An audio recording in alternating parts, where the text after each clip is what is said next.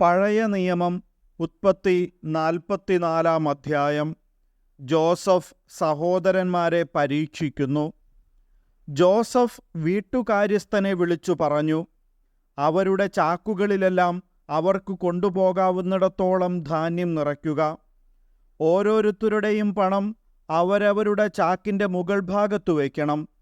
ഇളയവൻ്റെ ചാക്കിൻ്റെ മുകൾ ഭാഗത്ത് ധാന്യവിലയായ പണത്തിൻ്റെ കൂടെ എൻ്റെ വെള്ളിക്കപ്പും വയ്ക്കുക. അവൻ ജോസഫ് പറഞ്ഞതുപോലെ ചെയ്തു.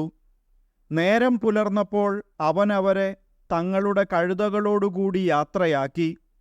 അവർ നഗരം വിട്ട് അധികം കഴിയും മുൻപ് ജോസഫ് കാര്യസ്ഥനെ വിളിച്ചു പറഞ്ഞു, ഉടനെ അവരുടെ പുറകെ എത്തുക. അവരുടെ അടുത്തെത്തുമ്പോൾ അവരോട് പറയുക, നിങ്ങൾ നന്മയ്ക്കു പകരം തിന്മ ചെയ്തതെന്തുകൊണ്ട്? നിങ്ങൾ എൻ്റെ വെള്ളിക്കപ്പു കട്ടെടുത്തതെന്തിന്? ഇതിൽ നിന്നല്ലേ എൻ്റെ യജമാനൻ പാനം ചെയ്യുന്നത്? ഇതുപയോഗിച്ചല്ലേ അദ്ദേഹം പ്രവചനം നടത്തുന്നത്? നിങ്ങൾ ചെയ്തത് തെറ്റായിപ്പോയി. അവരുടെ ഒപ്പമെത്തിയപ്പോൾ അവൻ അവരോട് അപ്രകാരം തന്നെ പറഞ്ഞു. അവർ അവനോട് പറഞ്ഞു, യജമാനൻ എന്താണ് ഇങ്ങനെ സംസാരിക്കുന്നത്? അങ്ങയുടെ ദാസന്മാർ ഇത്തരമൊരു കാര്യം ഒരിക്കലും ചെയ്യാൻ ഇടയാകാതിരിക്കട്ടെ.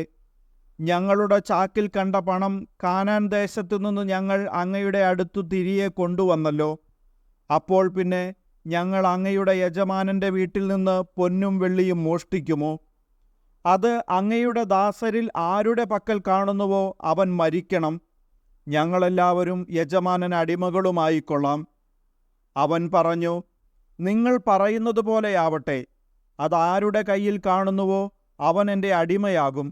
മറ്റുള്ളവർ നിരപരാധരായിരിക്കും. ഉടൻ തന്നെ ഓരോരുത്തരും താങ്കളുടെ ചാക്ക് താഴെയിറക്കി കെട്ടഴിച്ചു. മൂത്തവൻ മുതൽ ഇളയവൻ വരെ എല്ലാവരെയും അവൻ പരിശോധിച്ചു. ബെഞ്ചമിൻ്റെ ചാക്കിൽ കപ്പു കണ്ടെത്തി. അവർ തങ്ങളുടെ വസ്ത്രം വലിച്ചു കീറി. ഓരോരുത്തനും ചുമട് കഴുതപ്പുറത്തു കയറ്റി പട്ടണത്തിലേക്കു തന്നെ മടങ്ങി. യൂദായും സഹോദരന്മാരും ജോസഫിൻ്റെ വീട്ടിലെത്തി. അവൻ അപ്പോഴും അവിടെ ഉണ്ടായിരുന്നു. അവർ അവൻ്റെ മുൻപിൽ കമിഴ്ന്നു വീണു. ജോസഫ് അവരോട് ചോദിച്ചു, എന്തു പ്രവൃത്തിയാണു നിങ്ങൾ ചെയ്തത്? എന്നെപ്പോലൊരുവന് ഊഹിച്ചറിയാൻ കഴിയുമെന്ന് നിങ്ങൾക്കറിഞ്ഞുകൂടെ? യൂദാ അവനോട് പറഞ്ഞു, ഞങ്ങൾ എന്താണ് യജമാനനോട് പറയുക? ഞങ്ങൾ നിരപരാധരാണെന്ന് എങ്ങനെ തെളിയിക്കും? ദൈവം അങ്ങയുടെ ദാസരുടെ കുറ്റം കണ്ടുപിടിച്ചിരിക്കുന്നു. ഇതാ, ഞങ്ങൾ അവിടുത്തെ അടിമകളാണ്, ഞങ്ങളും കപ്പു കൈവശമുണ്ടായിരുന്നവനും. എന്നാൽ അവൻ പറഞ്ഞു, ഞാൻ ഒരിക്കലും അങ്ങനെ ചെയ്യുകയില്ല. കപ്പു കൈവശമിരുന്നവൻ മാത്രം എനിക്ക് അടിമയായിരുന്നാൽ മതി. മറ്റുള്ളവർക്ക് സമാധാനമായി പിതാവിൻ്റെ അടുത്തേക്ക് പോകാം. അപ്പോൾ യൂദാ അവൻ്റെ അടുത്തു ചെന്നു പറഞ്ഞു, എൻ്റെ യജമാനനെ, ഒരു വാക്കുകൂടി പറഞ്ഞുകൊള്ളട്ടെ. എൻ്റെ നേരെ അങ്ങ് കോപിക്കരുതേ. അങ്ങ് ഫറവോയ്ക്ക് സമനാണല്ലോ. യജമാനനായ അങ്ങ് ദാസന്മാരോട്, നിങ്ങൾക്ക് പിതാവോ സഹോദരനോ ഉണ്ടോ എന്ന് ചോദിച്ചു. അപ്പോൾ ഞങ്ങൾ യജമാനനോട് പറഞ്ഞു, ഞങ്ങൾക്ക് വൃദ്ധനായ പിതാവും പിതാവിൻ്റെ വാർദ്ധക്യത്തിലെ മകനായ ഒരു കൊച്ചു സഹോദരനുമുണ്ട്. അവൻ്റെ സഹോദരൻ മരിച്ചുപോയി. അവൻ്റെ അമ്മയുടെ മക്കളിൽ അവൻ മാത്രമേ ശേഷിച്ചിട്ടുള്ളൂ.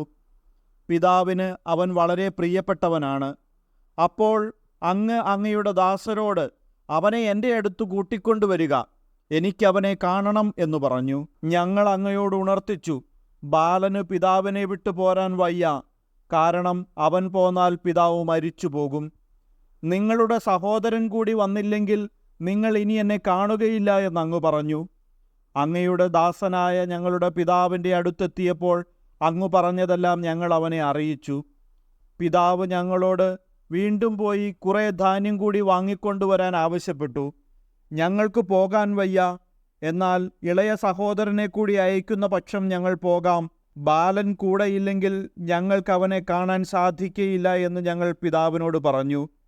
അപ്പോൾ അങ്ങയുടെ ദാസനായ ഞങ്ങളുടെ പിതാവ് പറഞ്ഞു, എൻ്റെ ഭാര്യ 2 പുത്രന്മാരെ എനിക്ക് നൽകിയെന്ന് നിങ്ങൾക്കറിയാമല്ലോ. ഒരുവൻ എന്നെ വിട്ടുപോയി.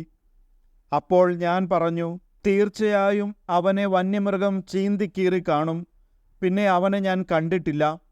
ഇവനെയും കൊണ്ടുപോയിട്ട് ഇവൻ എന്തെങ്കിലും പിടഞ്ഞാൽ വൃദ്ധനായ എന്നെ ദുഃഖത്തോടെ നിങ്ങൾ പാതാളത്തിലേക്ക് ആഴ്ത്തുകയായിരിക്കും ചെയ്യുക. അവൻ്റെ ജീവൻ ബാലൻ്റെ ജീവനുമായി ബന്ധിക്കപ്പെട്ടിരിക്കൊണ്ട് ഞാൻ അവനെ കൂടാതെ പിതാവിൻ്റെ അടുത്തു ചെന്നാൽ ബാലനില്ലെന്നു കാണുമ്പോൾ അവൻ മരിക്കും. വൃദ്ധനായ പിതാവിനെ ദുഃഖത്തോടെ ഞങ്ങൾ പാതാളത്തിൽ ആഴ്ത്തുകയായിരിക്കും ചെയ്യുക. കൂടാതെ ഞാൻ അവനെ അങ്ങയുടെ പക്കൽ തിരിച്ചെത്തിക്കുന്നില്ലെങ്കിൽ ജീവിതകാലം മുഴുവൻ ഞാൻ അങ്ങയുടെ സമക്ഷം കുറ്റക്കാരനായിരിക്കും എന്നു പറഞ്ഞ് അങ്ങയുടെ ദാസനായ ഞാൻ ബാലനെക്കുറിച്ച് പിതാവിൻ്റെ മുൻപിൽ ഉത്തരവാദിത്വം ഏറ്റെടുക്കുകയും ചെയ്തിട്ടുണ്ട്. അതിനാൽ ബാലന് പകരം അങ്ങയുടെ അടിമയായി നിൽക്കാൻ എന്നെ അനുവദിക്കണമെന്ന് ഞാൻ അപേക്ഷിക്കുന്നു. ബാലൻ സഹോദരന്മാരുടെ കൂടെ തിരിച്ചു പോയിക്കൊള്ളട്ടെ. അവനെ കൂടാതെ ഞാൻ എങ്ങനെ പിതാവിൻ്റെ അടുത്തു ചെല്ലും? അവനു സംഭവിക്കുന്ന ദുരന്തം ഞാൻ എങ്ങനെ സഹിക്കും?